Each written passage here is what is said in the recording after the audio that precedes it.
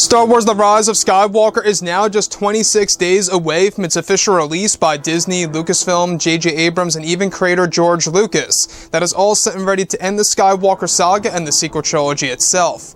This is Mike Zero. Make sure to subscribe if you're new to the channel for future Star Wars content. Now, one thing about Episode 9 that a lot of fans are either very excited or worried about or apathetic about this movie has all to do with exactly how Disney and Lucasfilm are going to wrap up the entire Skywalker saga together that actually will change how we view the prequels and the originals. One of the major pieces of this is the fact that Palpatine is back alive and well, and the fact that he never really died at the very end of Return of the Jedi, hence changing Return of the Jedi alone.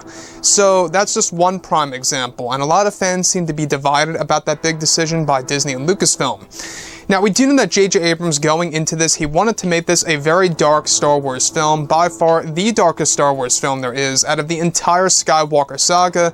Do I think that they will be able to accomplish that? Not really, because Revenge of the Sith, I feel like you just can't top the darkness of that movie. But anyways, moving on. What's really intriguing about all of this has all to do with Disney and Lucasfilm's plan and the changes that they actually went through for the year of this year of 2019.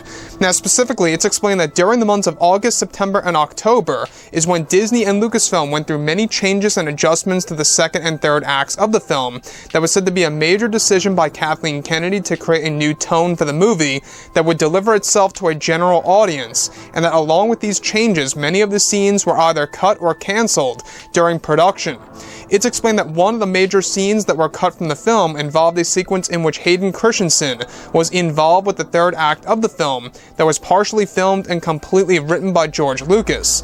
It said that this scene entailed a moment in which Anakin Skywalker's Force Ghost would present himself in the netherworld of the Force, providing a vital secret to Rey and Kylo Ren that would teach them the origins of the dark and the light sides of the Force, as well as new secrets and truths about Palpatine. Now, this scene was initially said to be a vital part of the film that would involve Anakin's Force Ghost shape-shifting from his younger self to his older self and telling a tale about the origins of the galaxy as well. It said that when the scene was cut, Hayden Christensen was upset with the decision. However, other Hayden Christensen scenes are still said to currently be intact with the film, and that this one in particular was going to reshape the Force between Anakin, Rey, and Kylo Ren, while Luke was using this Force ability that would allow them to witness the netherworld of the Force around them. It said that this scene in particular included next-generation CGI and practical effects that were used by Lucasfilm, and that the scene was around 75% complete before production came to a halt, where it made no progress after that. It said that this decision was rooted from the reshoots and the rewrites by Disney and Lucasfilm, and that Hayden was very impressed with the scene that was shot and was upset to see it not make it to the final cut of the movie. So let's go over a couple of parts about this. Now, we do know that The Rise of Skywalker is a very complex movie, not just story-wise, but also production-wise. They went through a lot of different obstacles throughout the, end year of 2018 into 2019 this year, and even now as we speak, they are shifting things around, changing elements of the movie, and they got George Lucas on board to do a lot of that. And let me just express my feelings about this, of how replacing this particular scene of Anakin Skywalker's Force Ghost, teaching these vital lessons to both Rey and Kylo Ren while they're actually inside of the netherworld of the Force, would have really added a brand new medium to the franchise, and I think it would have been a very special moment for, of course, the Star Wars fans around the world. The fact that Hayden Christensen was actually said to be upset about them deleting this particular scene from the movie in the third act, I think is just very bad on Disney and Lucasfilm's part, and is an epic failure as to exactly, what they were trying to do with this movie and really trying to utilize the Force in different ways. Like I've always said before in the past, if you filmed it already, why even delete it? That's a waste of money. It really just goes nowhere. It helps nobody, and in my opinion, it kind of just puts them in a more sticky situation, because now they've actually upped the budget of Episode 9 through all the changes that they have made, and if it doesn't do well at the box office, they're more susceptible to this being a box office flop like Solo: A Star Wars Story. The main reason as to why Solo failed, and the real reason as to why that actually failed at the box office, was a mixture of The Last Jedi backlash, but it wasn't just that. The fact that they actually reshot 80% of the movie, which really upped the budget of the movie big time and really is what led to it, being a flop at the box office.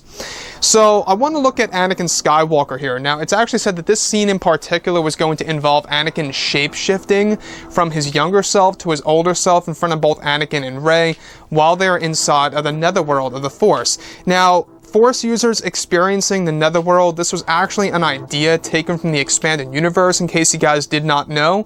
There was a comic series way back when in the 1990s, sometime, in mid-1990s, I believe, maybe 95 or 96, where it explored the interior of the netherworld of the Force, where Yoda actually shows a couple of Jedi exactly what it really looks like. And that is actually, where J.J. Abrams most likely got the idea and where it all rooted from. And to see that actually be put to the wayside, that would have involved Anakin Skywalker really teaching both Rey and Kylo Ren a vital lesson about the origins of the galaxy, the Force, and new truths and secrets about Palpatine. Honestly, I think it would have been a great decision to stick with it, and the fact that they deleted the scene, sometime where it was like 75% complete, is yet another terrible decision by Disney and Lucasfilm. Again, I've said this many times before in the past, I'm a true Star Wars fan, I'm still intrigued about this movie regardless of all the conflicts that's happening behind the scenes, and I'm still very much excited to see exactly how everything is going to come together, but I will admit that there are decisions that are completely horrible by Disney and Lucasfilm and what they're doing with this movie. Do I still believe it's going to be better than The Last Jedi? I really do feel it will be, because The Last Jedi hit rock bottom in my own opinion, and you really can't go anywhere but up at this point. So with The Rise of Skywalker, yes, I do believe it's going to be far better than that of The Last Jedi. How much better is going to be a big, question open on the table for discussion until the film actually arrives, where we do get to see exactly how everything is executed on the big screen by J.J. Abrams.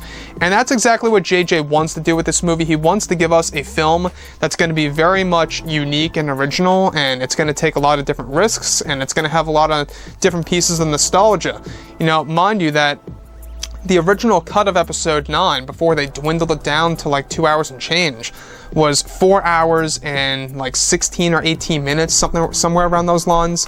And The Last Jedi was no different. It was like around 3.5 hours, as Rian Johnson said, before they cut out many different scenes that were either included on the Blu-ray or never have seen the light of day and are actually just on the cutting room floor.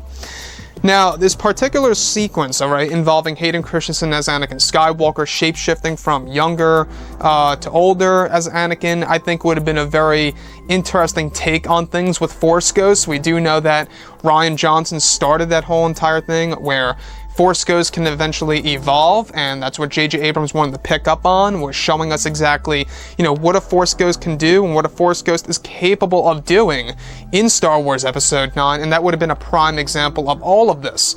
So this movie, it does have the opportunity still to mark itself down as the best film of the sequel trilogy. Do I think it's going to be a fan favorite of the Skywalker saga? That really is, becoming, more and more unlikely at this point as we get closer to the release again.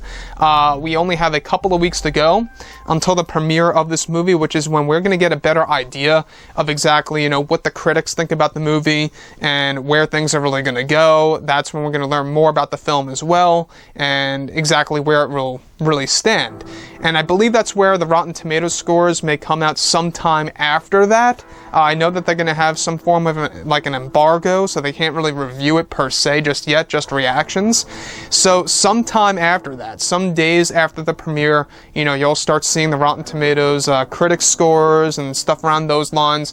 That'll give you an idea of the critic score, which I'll be honest, I don't really trust all that much. I usually go more by the audience score, hence The Last Jedi's Rotten Tomatoes score. As you can see, it sits around, 40-something% for the audience and 90-something% the last time I checked for the critic score. So I think that's enough to tell you right then and there. So with that being said, guys, I would like to hear what you all have to say about this particular, situation. And if you guys did enjoy the content for today, do make sure to drop a thumbs up on this video to support the channel. I thank you all so very much for the kind support, and I'll catch you guys next time.